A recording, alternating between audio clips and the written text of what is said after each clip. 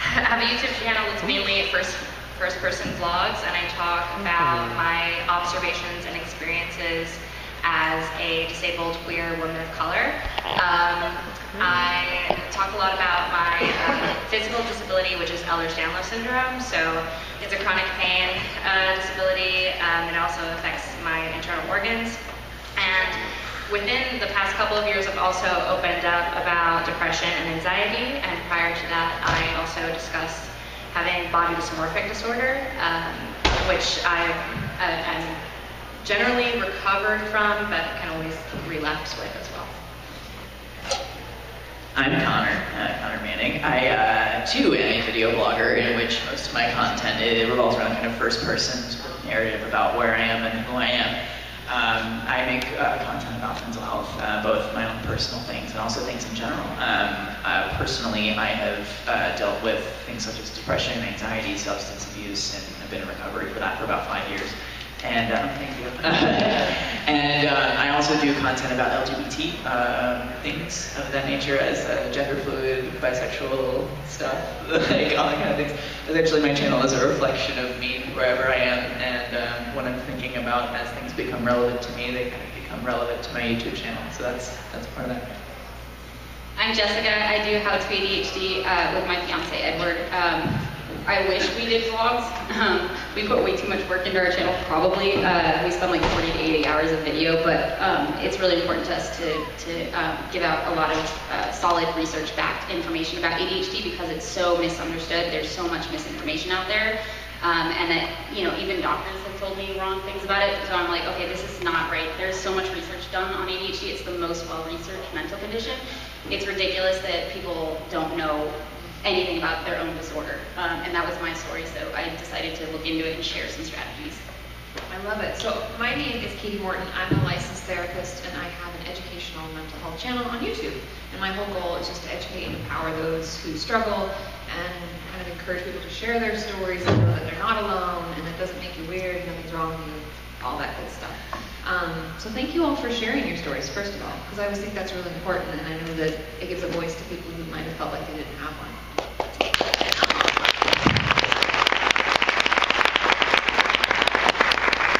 So we're here today to talk, I can't decide if I want this down or not, but we're here today to talk about how sharing our story online can be good or bad or whatever, and just talk about that. So that's kind of where we're going with it today. And so I want to open with, like, do you feel that talking about mental health information online has affected the way that you do verbalize it? Do you think it's like made it more clear, easier for you to talk to people about it in your real life? Do you think it's changed that for you at all?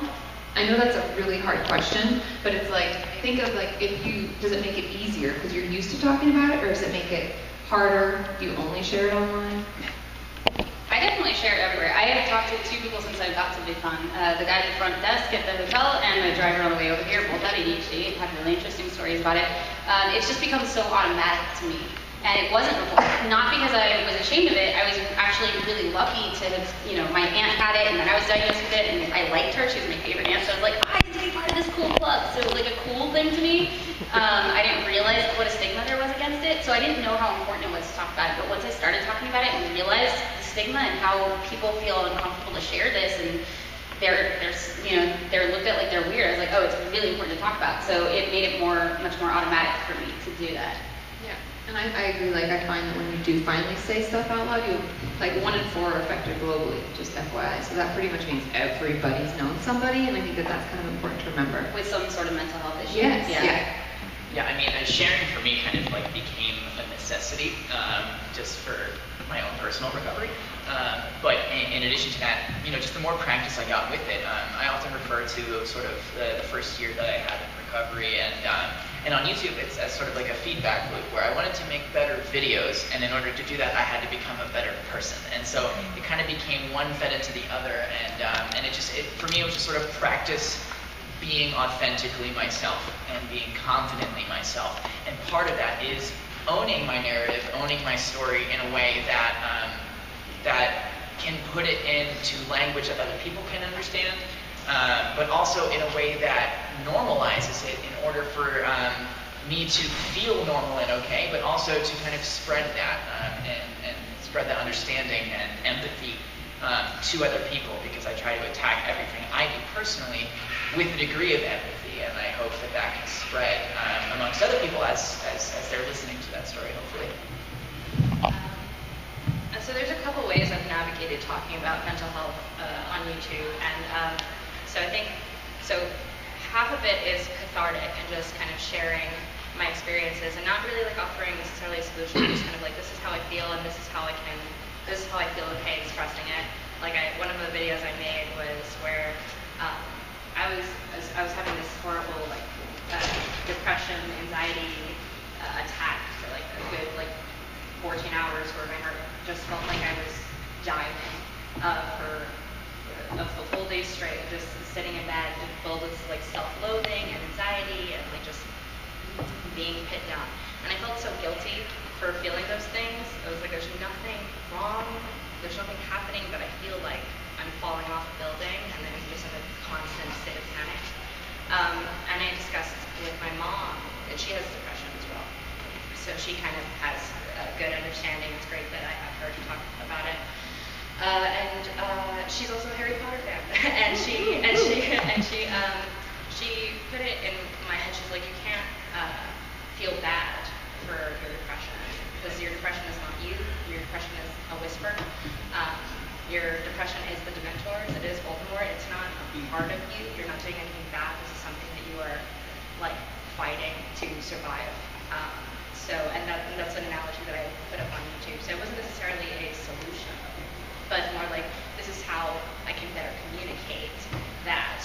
And the other way I navigated it was to talk about, what I found upon recovery with body dysmorphic disorder.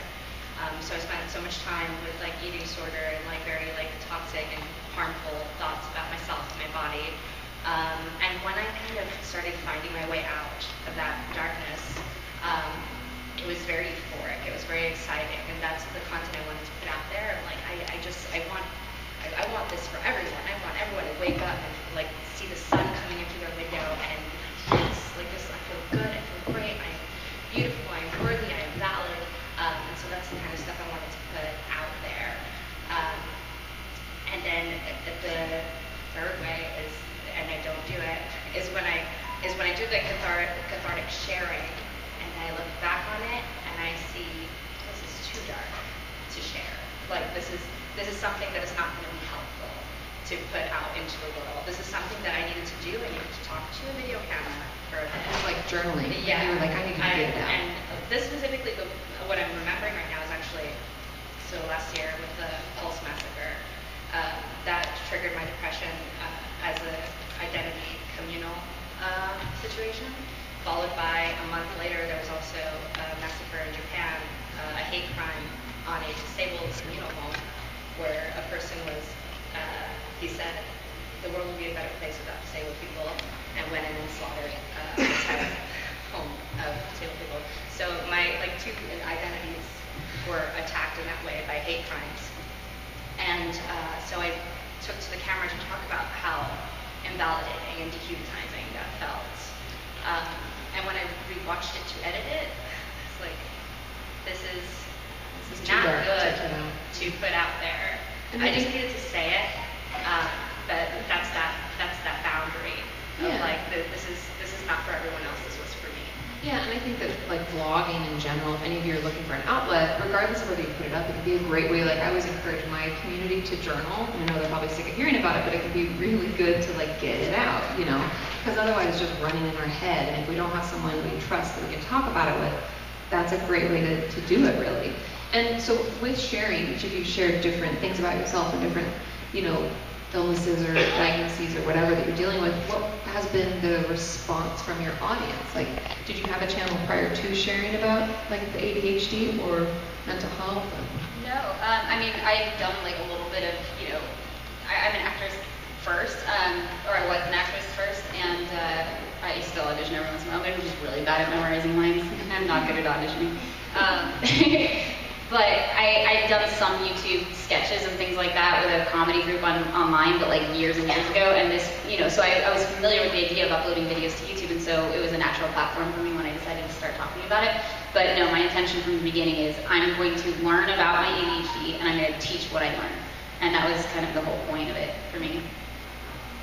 Yeah, I mean, I have had a YouTube channel for about 7 years, and it existed kind of prior to it, in like a weird kind of state in which I was like doing like a show, and then it kind of became something more. What it became was just me, and I became more skilled and more able to share things personally. So it was natural. It was a natural thing. So and as is sharing other parts of my identity and stuff like that, because for me it was primarily first person, but there's an element of, I don't know, I love the idea of the story. I love personal narrative. I love seeing growth in other people. I love being a part of that kind of a thing.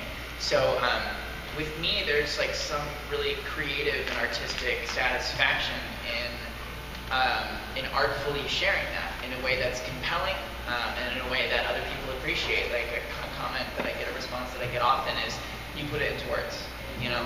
And we're like, how are you in my head or something? And it's like, no, I'm not in your head, I'm in my own head.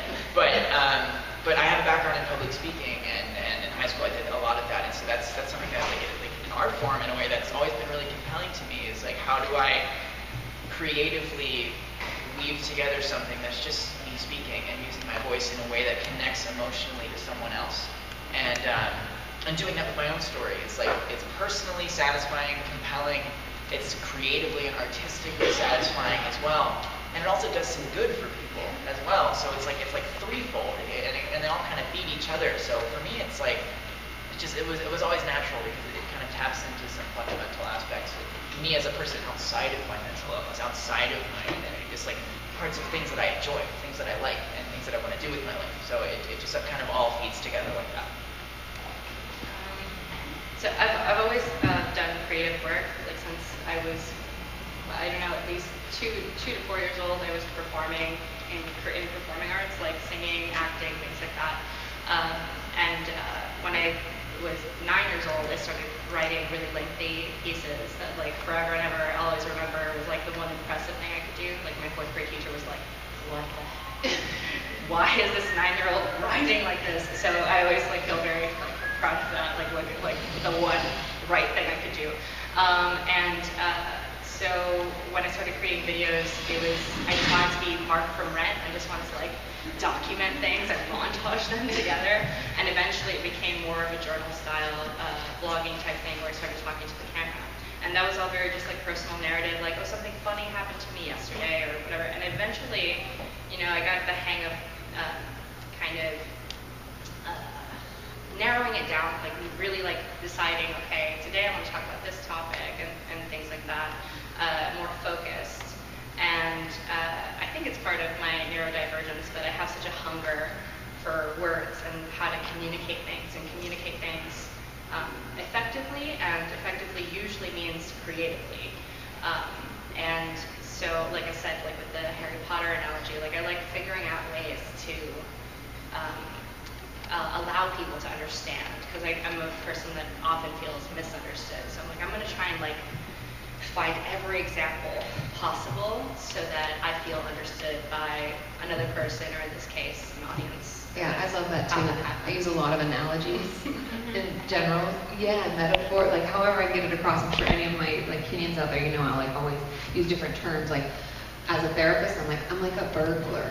I'm trying to find that window where I can like get into your house and figure out what's wrong. Like, you won't let me in, you know. That sounds creepy, but that's how I feel sometimes. Like, I'm like, I'm just trying my best and you won't let me in. You keep slamming the doors and shutting the windows, you know. But like, it can be powerful. You get a lot across with analogies and metaphors. I always find this question, I'm sure Connor probably asked this before on another panel, and I apologize, but I find it interesting to know if you keep anything private, and if so, why? Because sharing information can feel like a lot sometimes, you know. Yeah, there are certain things I keep private. I'm very open about my own struggles, but I'm very aware that not everybody in my life has made the same choice that I have to share everything about my life and my struggles or whatever. So I have a lot of people in my life that have mental health issues as well, and I don't talk about theirs without their without their permission. I don't talk about like conflicts that I have with other people. I really talk, if I do at all, I try to keep it about my side of the street, because it's, it's part of it's respecting their privacy, and part of it is going, all we can control is our side of things. So when I talk about struggles, I don't talk about it like it's somebody else's fault. Like what can I do? What can I change? Is what I try to keep it to. And then also our channel is family friendly. So the NSFW stuff, we do have like a Discord where it gets a little out of hand now and then, but that's not moderated. But our channel is really well moderated. We don't allow bullies or anything like that there. So Mine too. I approve all my comments, which can be kind of laborious, but it's also a safe place then. exactly. Yeah, the same thing. Anytime it involves somebody else, it's not any business to share to somebody who's not involved with that directly. There's also a line for me that sometimes sometimes less is more, and I oftentimes do not go into egregious detail about certain things, which is why I always find the comment like, oh, you're in my head, so interesting, because it just means that I'm just being an effective communicator, because I'm taking concepts that I'm trying to refer to, obviously with an element of specificity to myself, but I'm referring to general concepts, and I'm trying to do so in a way that you can kind of insert your own narrative into as well, so then it becomes about you, and you're making the realizations and all that. So I always find that comment funny that I get, because I do consider what I say and do very deliberately, because I am aware of how it affects me, because I saw a panel a few years ago and something Charlie McDonald said. He talked about how he struggled when the video was personal and there was a negative comment, and how it felt personal to him. And I was like, same, dude, because it's like a lot of what I do is so personal. So when someone calls it into question, when somebody trolls it or whatever, it feels like you're stabbing me in the heart 30,000 times. Like, it feels like that, and it's painful. And that's the challenge when you make content that is personal and is first person, is how do you do that? How do you separate it? Because one of the strengths that I have is that I care, is that I take things personally. And that's a double-edged sword, because sometimes the world is mean and dark and does not accommodate you, and it's horrible to you. I had a video that I made in the fall about addiction, in which it blew up, got a whole lot of views. With that were a lot of new eyes, and with new eyes generally are opinions that are not. You go outside your echo chamber, and all of a sudden there's people who do not speak your language, do not understand you, have no context for you at all, they don't see you as a human being. So there were a lot of horrid, horrible things said on a video that was incredibly personal, that for me is life and death, right? It can't get more personal than that. And it's tough, and it's something that when I'm trying to create things is, how do I tap into that first person, personal narrative, but at the same time, how do I keep it non-specific enough that not only it can apply to other people and it's not just self-serving, but at the same time I can survive criticism, because it's two-sided, and I think it leads to more productive and empathic conversations when you can make it more than just about yourself.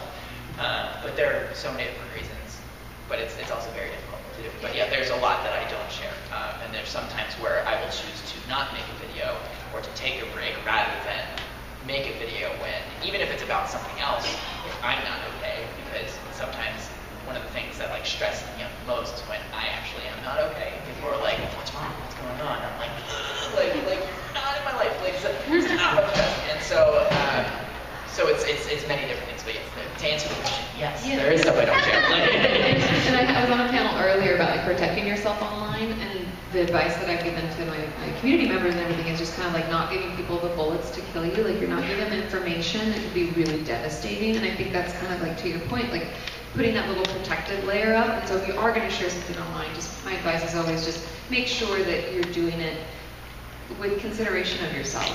What are you okay? If you think of someone who's ever been hateful to you in the past, if you imagine them knowing that information, is that fine? Then you're good.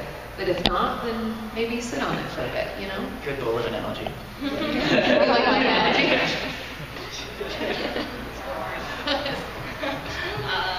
Well, yeah, to piggyback off that, I'm very hesitant to talk about anything if I'm not ready. I have to prepare myself for it. There's a conversation that I've been wanting to have for a long time, which is the fetishization of my communities, and that would be women of color, women with disabilities, and of course queer women.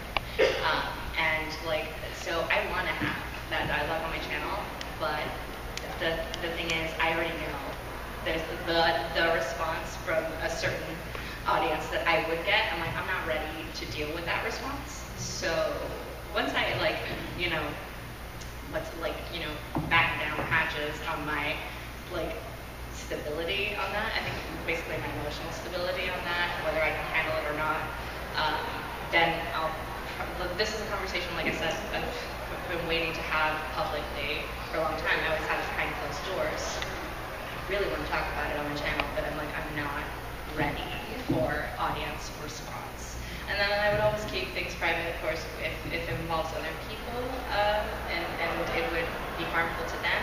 And if the content, like I said before, would be harmful to the audience. Like when the content was too dark, I was like, this is just going to make other people feel worse.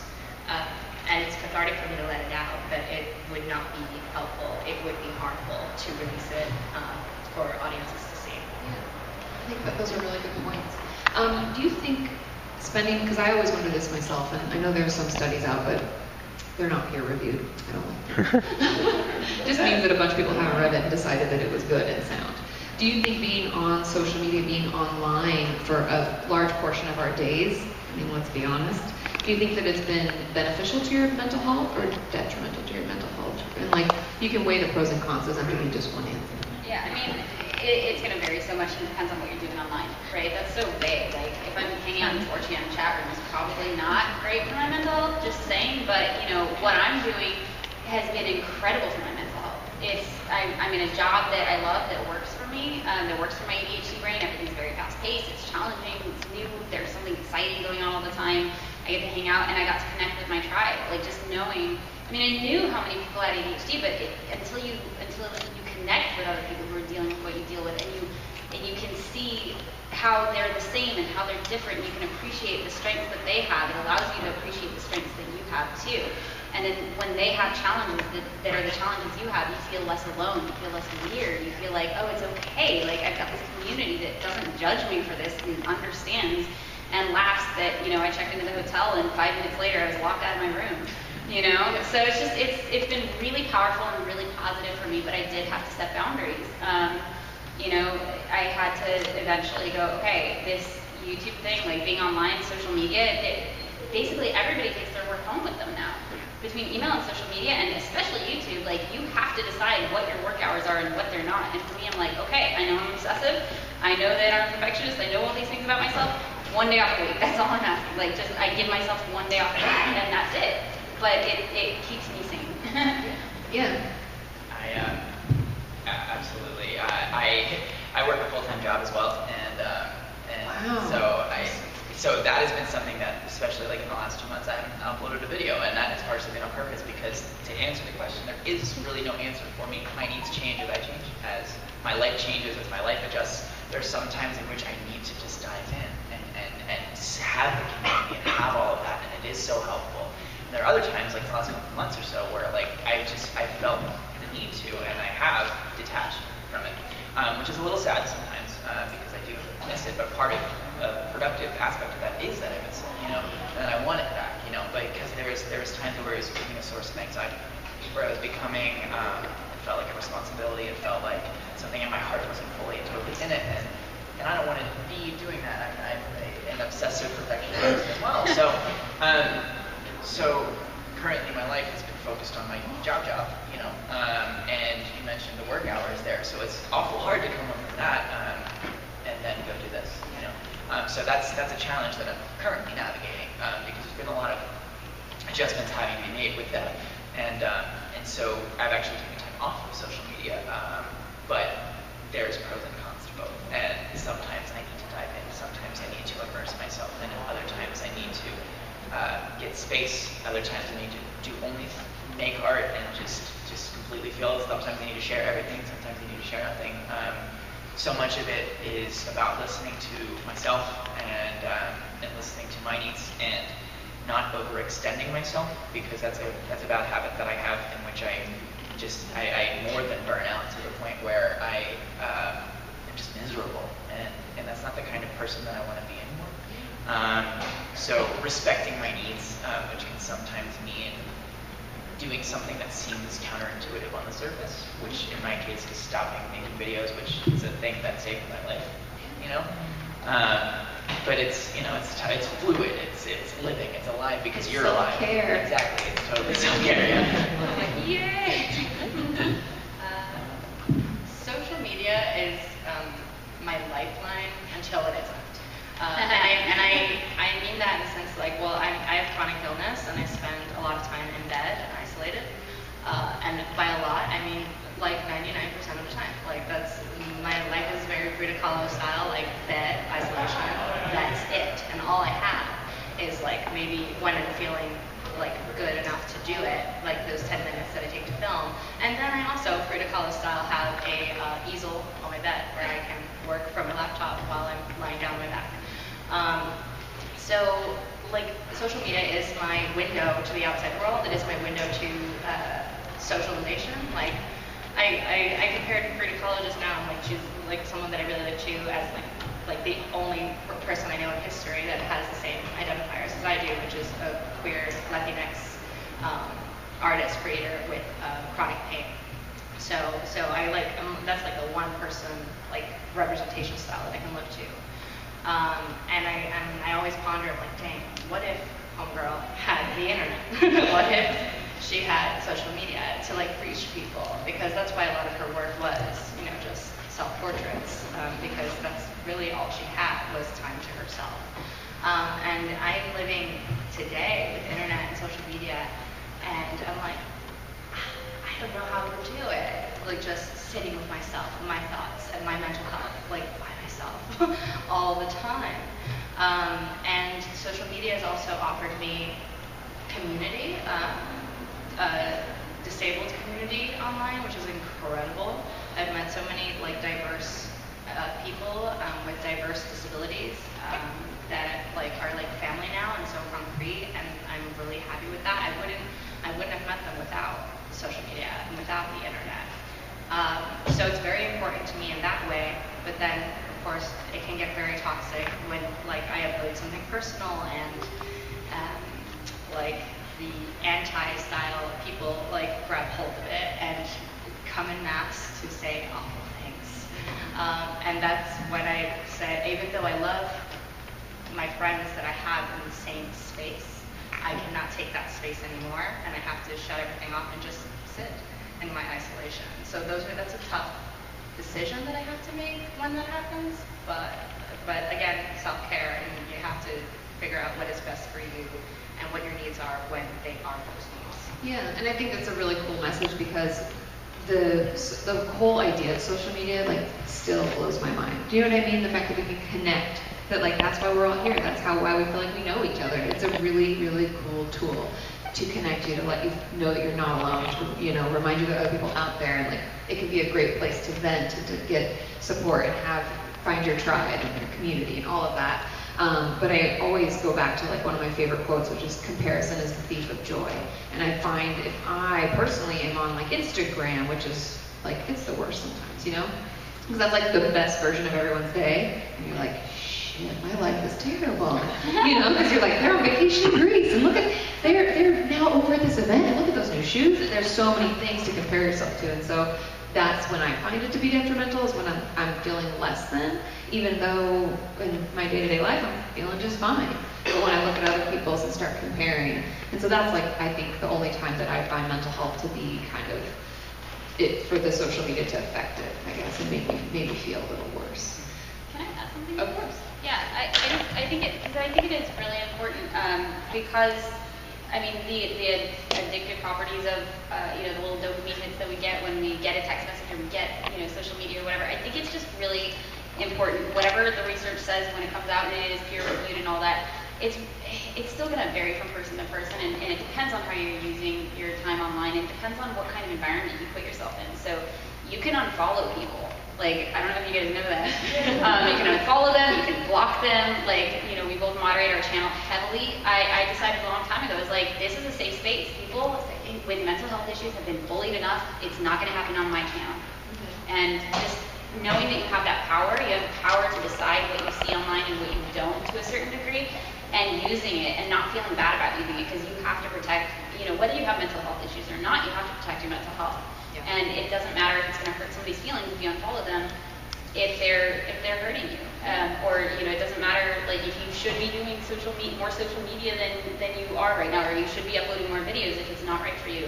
If you're starting to feel burnt out or there's not feeling you need to recharge, I just think it's important to listen to yourself. Yeah, and I like the thought, like, we all have mental health.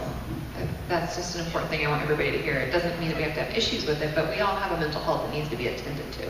Yeah, and the dopamine hit that was mentioned is definitely very relevant to me, because there's also a contrasting area to that where things maybe aren't going as well as they have been, and the way that it feels like you're going through a withdrawal. It feels like your soul has been ripped out of your body, and there was a period of time this summer where I was losing subscribers for like 2 solid months, and I just felt like my soul was leaving my body. I felt totally and completely horrible about it, and so that feeling is translated over, and that's contributed me. I need to take this stuff out because I feel horrible when I think about this, and I don't want that. Like, I want the exact opposite. I want to love this, and I do love this, but it's just like there is an aspect, and the way that my brain works is that there's a side of it, there's a side of success, and I had consistent growth, I had all these things, and when I felt like I lost it, I feel desperate, and I feel completely and utterly like hopeless and horrid and awful, and that's the addict brain right there, and so there's a side of that where it's like I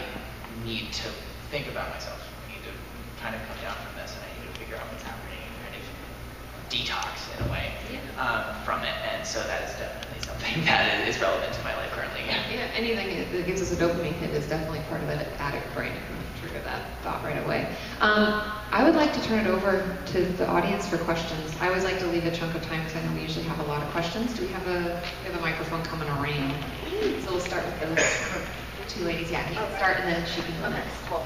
Hi, my name's Rizal. Hi, Rizal. Hi. So over the past 2 years, I've documented my journey to health. For me, that's included weight loss, but has also included my mental health, food addiction, anxiety, depression, and like my self-care, body image, all of that. And sometimes I find myself becoming a little bit too reliant on like the vlogging and talking to my camera, being like, this is how I feel, I had a really bad day. And for me, it's really important to maintain my recovery, both on my channel and being able to do that without my channel if for whatever reason I don't have access to it, or I don't want to be reliant solely on my channel for my recovery.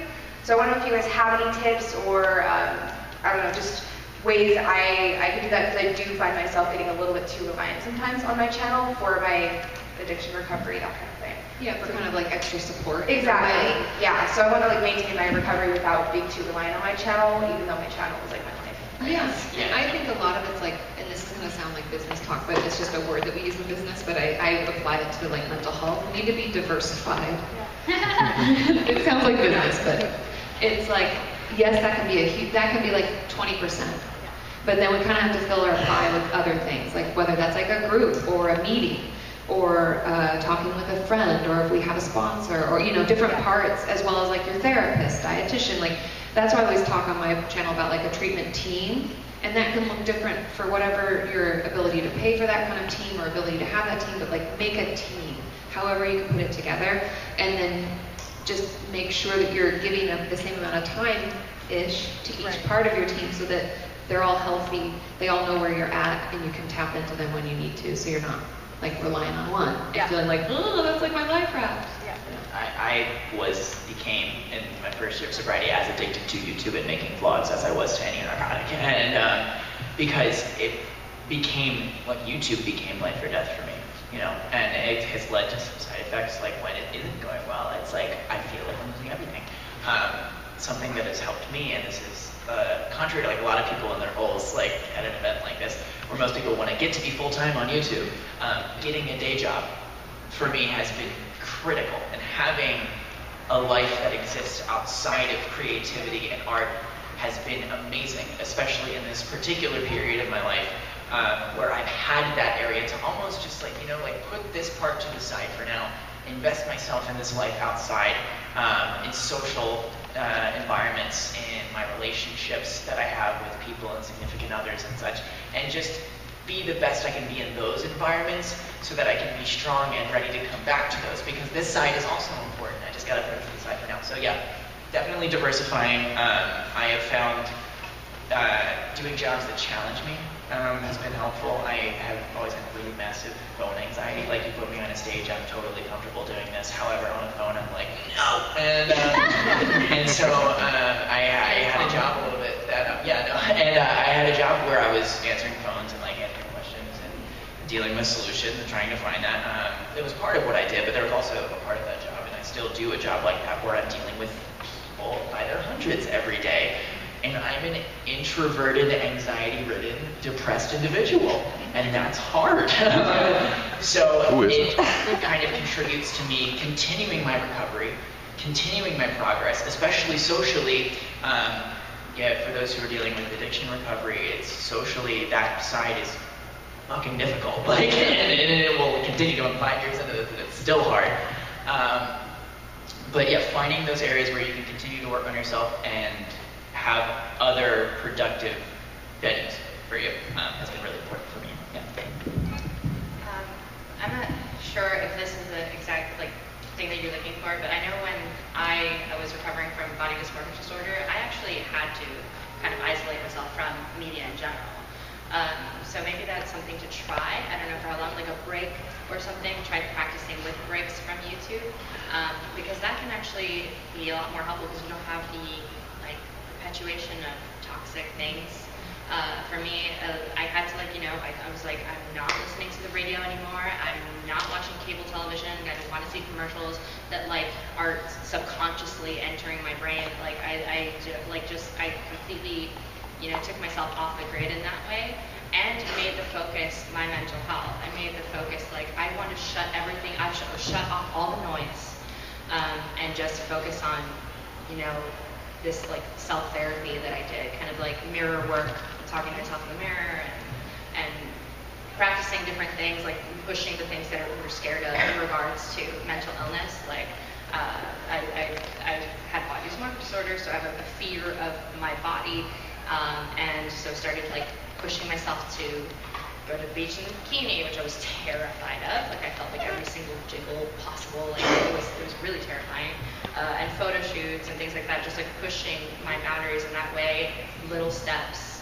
And I focused basically just on that kind of what am I comfortable with today? Okay, let's push it a little further today. Let's push a little further today until and that's what helped me ultimately get to a really stable place for mental health, shutting everything else off and just focusing on the recovery, focusing on bettering myself. I'm impressed. You did exposure therapy all on your own. Yeah. Yeah. I just want to add something brief to that, and it's on my mind just because we just did an episode about it. But the impact of exercise on your brain is phenomenal. We're talking about dopamine hits, norepinephrine, the endorphins that you get from exercise. I stopped exercising because I was nobody can see me. I'm like this on screen. It doesn't matter, because I used to be an actress and exercise was really important. I had to have a certain body. And then, so I stopped, and I noticed I was more stressed, and I actually wasn't getting more done, and all these things. I was starting to have more anxiety, different issues, and I was like, So I looked into it, and yeah, exercise is really important for the brain, especially if you're dealing with mental health issues. Anxiety, it's fantastic for anxiety, depression, ADHD, any of those. In moderation, I just have to say that. Yes, no, of course. 3 to 5 times a week, 30 to 60 minutes of moderate intensity cardio is, according to research, the best. But I mean, honestly, just do what you like. If you're exercising and you're I hate this, probably not great for your mental health. Probably not. Probably try something else. Next question. And the blonde jacket right next to the woman. So she goes next. Hi, my name is Marissa, and I have a channel called 70 Pounds of Life. And similar to her, I've documented my weight loss and the mental, journey that comes along with that. The question that I have for you guys is, I'll just tell you what I've been dealing with, and I would like to hear your reaction to it, just to see if I'm not alone in my reaction. So I get a lot of messages and emails and DMs from my subscribers and my followers, and they're asking me for my help and using the verbiage I'm begging you, I'm dealing with depression, I want to lose weight, how can you help me? And I know that there are resources that I can give to them, and I do that, but what I'm asking is, how do you guys deal with that? Because for me personally, my stomach sinks, and I get very anxious because I want to help them with like my whole being, but I'm still trying to help myself and learning as I go, and I can't be responsible for other people along the way. I can only share my journey with them. So how have you guys experienced that, and how do you deal with that? I mean, every day. Yeah. It took me a while to get used to it, the pressure to help everyone. But I think, and I've talked about this a lot on my channel, I'm sure my viewers know, but I talk about boundaries a lot. And I also talk about, like, I'm only one person, you know, I can't, I'm not able. And the truth is, it's really maybe you having a communication with them where you make a video like, hey, I'm feeling really guilty about this, and I felt like shit because I can't help everybody, and oh my God. And then it's having the conversation with yourself where you let yourself out. Like, you tell yourself, and this sounds silly, but sometimes when I get comments like that, like, I think to myself, you know what? I'm putting information out there that's helpful. I'm doing the best I can, and I am just one person, and I'm only responsible for me, and they're responsible for them. And trust me, if they found your channel and they're in your comments, they have resources, they can search that too.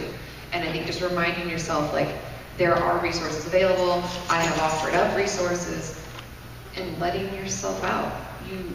You know, and that's something that, like, for myself, my self-talk, I was like, you, like, chained yourself up, Katie. You can let yourself out. Like, I'm the only one that's making myself feel shitty about it, when you're doing a great thing. That's awesome.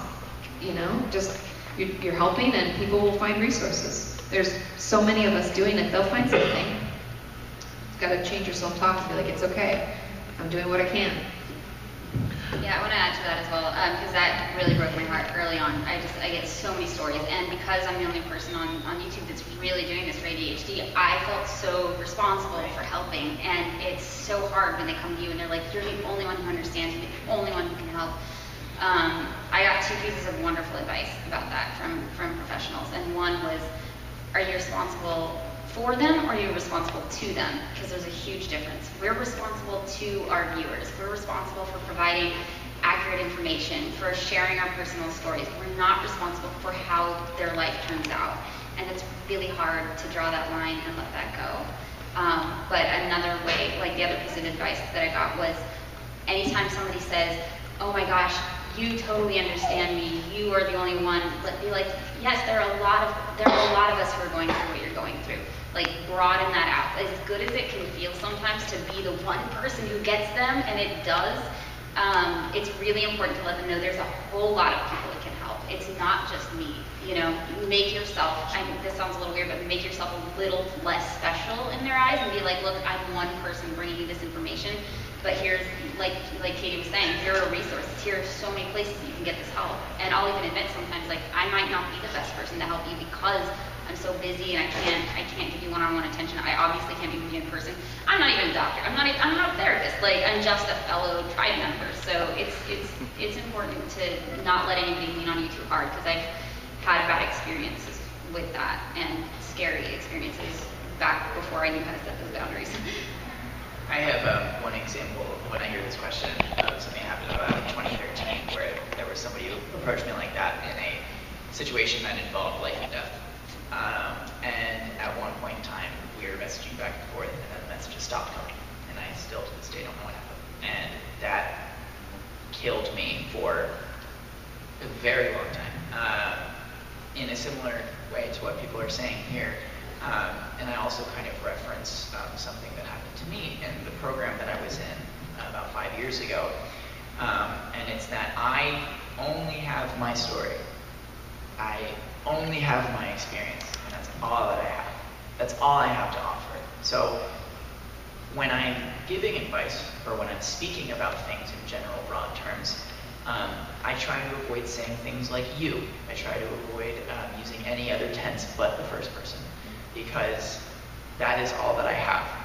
So in situations when people come to me and put the onus completely on me and that burden, I try to deliver it in the gentlest and most empathic way possible, but I low-key call out that behavior, because that is a manipulative behavior that a lot of very sick people employ, in which they put all of the pressure on somebody else to save them. And I'm sure many of us have been there personally, where we just want somebody to save us. And we project all of that onto another individual, whether that's in a relationship, whether that's whatever. I've had people do it to me because they see what I make on YouTube and think I can save them. It's led to horrible relationships in my personal life outside of YouTube.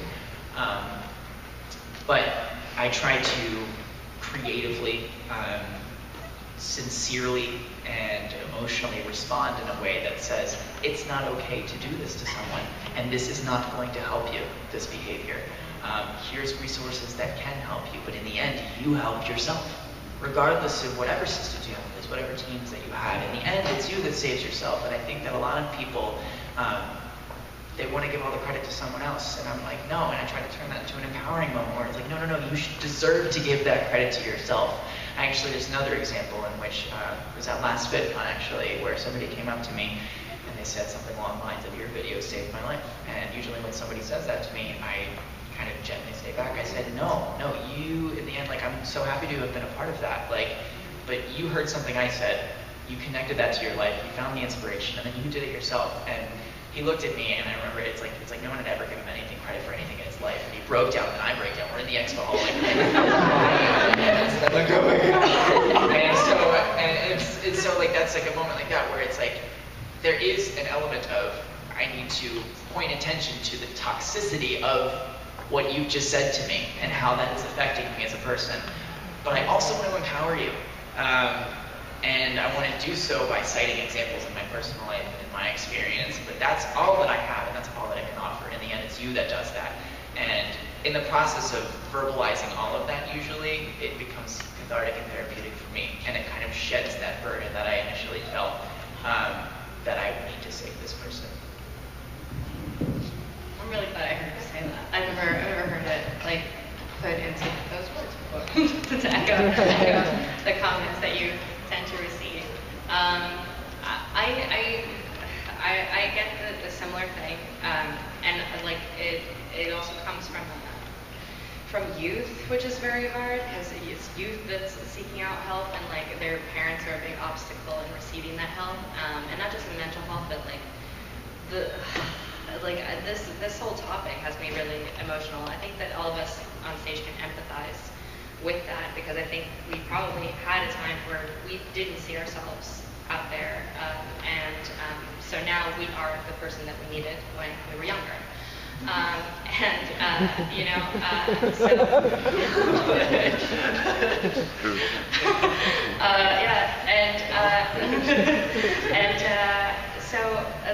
One of the messages that I see sometimes is like, so I had to transfer from mobility aid to mobility aid, from using a cane to using a manual chair, now I'm using a power chair with the degenerative style of my disease. And so there are kids, there's youth, there's teenagers who are also dealing with this undiagnosed disease because it's rare and a lot of doctors don't know what it is, and they're losing abilities and their parents don't want to admit it.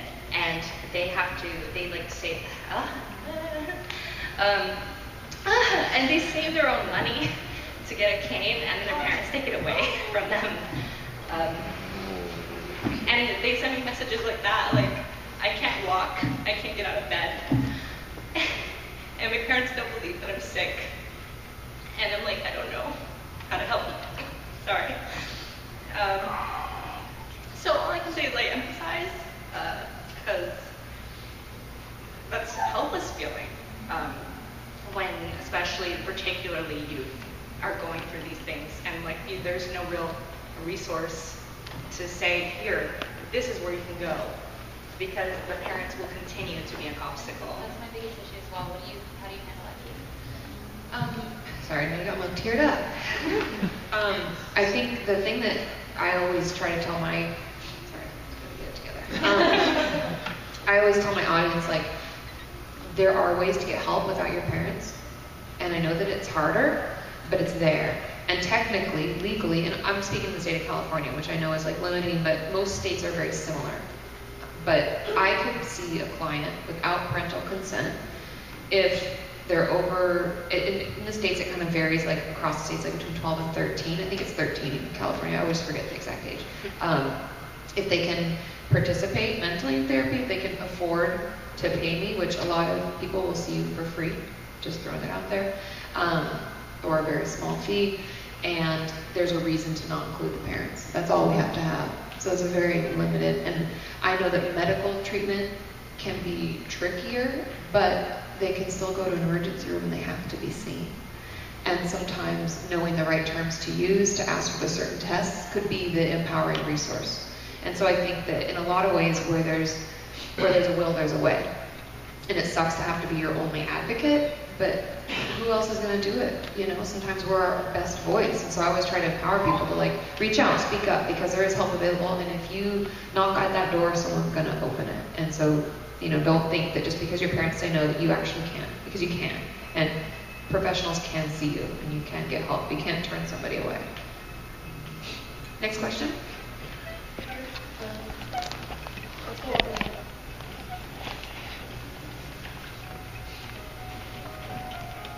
This question is specifically for Jessica, but I have ADD and I just want to know some tips to maybe stay focused more in the classroom and whatnot.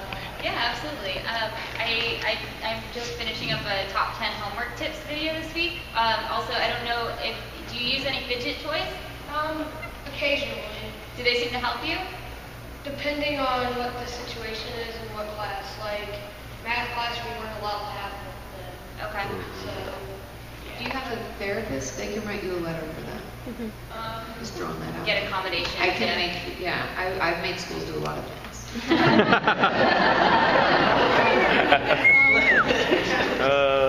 No, but me and my parents are looking into it. Are you getting any sort of treatment? I mean, I go to a school that just smaller classrooms, teachers do help with that type of stuff, so yeah. That's great. I mean, all I can tell you is it's different for everybody. I would speak to a doctor maybe. For me, I needed medication. That's not the answer for everybody, but for a lot of people with ADHD, about 80%, it's really effective. I personally can't focus without it. You know, ADHD is like many mental issues is on a spectrum. So there are some people that can do fine with exercise, like I was talking about earlier. Make sure that you're getting out and exercising at least 3 times a week, like 30 to 60 minutes, moderate. It doesn't have to be anything crazy. Just like go have fun outside for 30 to 60 minutes a few times a week, and that can improve the symptoms a lot and help you focus in class. Moving in class, if you're feeling like fidgeting or whatever, moving in your seat, that's actually good for your brain. That's how we focus. You also, could check into accommodations. There's something called a 504 plan that you might want to talk to your teacher or have your parents talk to your teacher about. There are things that you can do to help you focus. There's a kid your age that I know who doesn't have to sit at his chair if he doesn't want to. He can stand and work at his desk, and that helps him. You just it's a process of trial and error, but you can get evaluated and figure out like what kind of accommodations would be helpful for you and if medication would be right for you. There's just so many solutions now that you just kind of have to see what works. Yeah, and the terms at your school are 504 and IEP. And IEP stands for Individualized Education Plan, and every school has different plans, but you just have to get assessed. You just have to have the paperwork from the psychologist that says, yes, you have ADD. And you're like, I know. And then they put together a plan that works for you. So like being able to get out of your chair, all that stuff. Yeah, I mean, we've talked to my doctor, and he's just said, maybe medications, but maybe not, and we've always kind of just went away from them. Yeah, and that's absolutely a valid point. If you don't feel like you need them, then you don't have to. But if you do get a 504 plan, I have a video about it. I can meet me after, and I can give you the link about how to get those accommodations. They'll evaluate you and see if there are certain areas in which you need a little extra help, or maybe extra time on tests or anything like that. But in terms of just focus, there are things you can do. Taking notes in a way that works for you can help you stay engaged. You can play games with yourself. Like anytime you can gamify something, like maybe pretend you're gonna have to explain this to your friend after class or whatever. Yeah, like my school, they help if like you're just kind of stuck on stuff, and like they always give you as much time as possible. Typically. That's awesome. The part that I struggle with is I sometimes just doze off in class, like in very few classes it happens. Yeah, ADHD brains tend to be chronically under-aroused. So we basically aren't getting enough stimulation. So that's what the medication helps with. It's a stimulant. So it basically gives your brain the stimulation it needs so that you don't fall asleep or end up like your brain's bouncing all over the room looking for more stimulating things to be doing. So, you know, I'm not a doctor, but it might be something to look into only because there's a lot of misinformation out there about medication, and there's a lot of, you know, scary stories going around. It's actually really safe. It's really well researched, and it might be something to consider if you're really struggling. All right, thanks for all y'all's help. You're welcome. Thank you. We have time for one more question. Let's go over there in the cream sweater with the hand. Oh, no, go ahead. Right there. Raise your hand. Yeah. Me? I was like, what? Oh, actually, I was. I have a body focused repetitive behavior, and for the first 20 years of my life, I actually thought I was like the only person on earth who had it. And specifically, it's dermatillomania, which is skin picking. And so it's just unrelated to me. Sorry. To see mental health we talked about. It's just really hard to grow up and just feel ugly and hate it, and just to go online and find other people who can talk about it. And I didn't even cry. But actually, Katie, I drew a picture of you. Aww.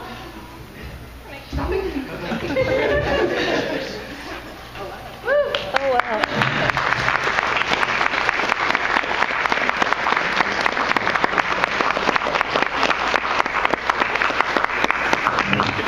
That was a really good picture.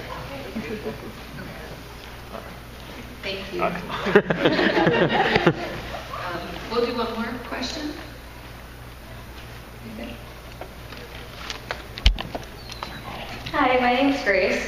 So I'm currently going to be a junior in high school, and I want to start talking about mental health on my channel because I feel like it's an interesting narrative. Like, there's not many high schoolers who go to therapy or at least make it known. But I live in a very conservative, very small town. So how do I go about doing that without facing backlash in real life or being able to face it with like a smile or kill 'em with kindness? Like, what, do you have any tips for that? Are you wanting to share your own story? Mm-hmm. Okay, that was. I'm like, who wants to take this? I think that my best advice about sharing your own story is just being okay with what you put out there and taking your time with it. I think something that Megan Tonjes said in the panel I was on earlier, she said, like, a lot of times I think it's good to sit and digest it. So like recording something, watching it, thinking about it, thinking if everybody in school knew and watched this video, would I be okay? And that the answer is yes, then boom, hit publish, do it, you know? It can be really empowering, it can be really beneficial. Knowledge of self is the greatest armor that you can have. Not only that, but comfort in yourself. I privately identified as gender fluid for like 7-8 months before making a video about it. And I only made the video about it when I was fully ready. And then when it became something that wasn't a huge deal for me, it didn't feel like this massive revelation that I put out to the world that was going to be a huge deal. For me, that's very helpful. I am an extremely, sometimes obsessively reflective individual. And the way that I go about my life, there have been many people who have had opinions about me based on past behaviors. This is one thing that many people in addiction recovery experience because it's not only stigmatized, it's criminalized, right? And there's a lot of people who, in my life when I was first sober, they didn't buy it. They didn't believe me. They didn't trust anything I said. They had reason to because of the way that I behaved before. But I adopted this mindset and it's relatively simple. It's like a two-pronged sort of life approach. And it's number one, be excellent. Just kind of do your best, whatever it is that you do. It's just whatever it is that you're doing, do it as best as you can with the knowledge and the confidence of yourself. Take your time to get to that point. And number two is let nothing stop you because there's going to be noise. You know, there is always going to be noise. Like everybody always has something to say. But knowledge of self is the key there, and that's why therapy is extremely helpful for that. It was really critical for me. Still would be to this day. I'm still looking at that. Because what it does is it arms you with not only knowledge of self, but confidence in self, in that you know that you're okay, you're just doing this in your own way. So when you do that and you kind of have that ability and that knowledge and that armor that you have within yourself, and you put your message out there, you're ready for that backlash or whatever that comes. Because it's going to come. There's always going to be dissent. There's always going to be disagreement, which in many cases can lead to productive and really enlightening conversations when you're, especially like if you're confronted with information you've never been exposed to before. I know many of us, and that's one of the benefits of this kind of community, where we can talk about things that we've never heard about and maybe had preconceptions about that we then overcome and learn about. And it takes a strong-ass person in order to change somebody's opinion. It takes a whole lot. And I don't want it to sound daunting and intimidating, but you're totally entitled to take as much time as you need. You're totally entitled to care for yourself in whatever way you see fit, and to do what kind of sets yourself up for success. And that's all you, and you have the power and the ability to do that. And you should feel empowered to do that and to just take your time with it, because it's different for every single person. Yeah, and I want to thank you. That's all the time that we have, but thank you all so much for coming in. Because of each and every one of you, people know they're not alone. Keep sharing our stories. It's powerful. Thank you.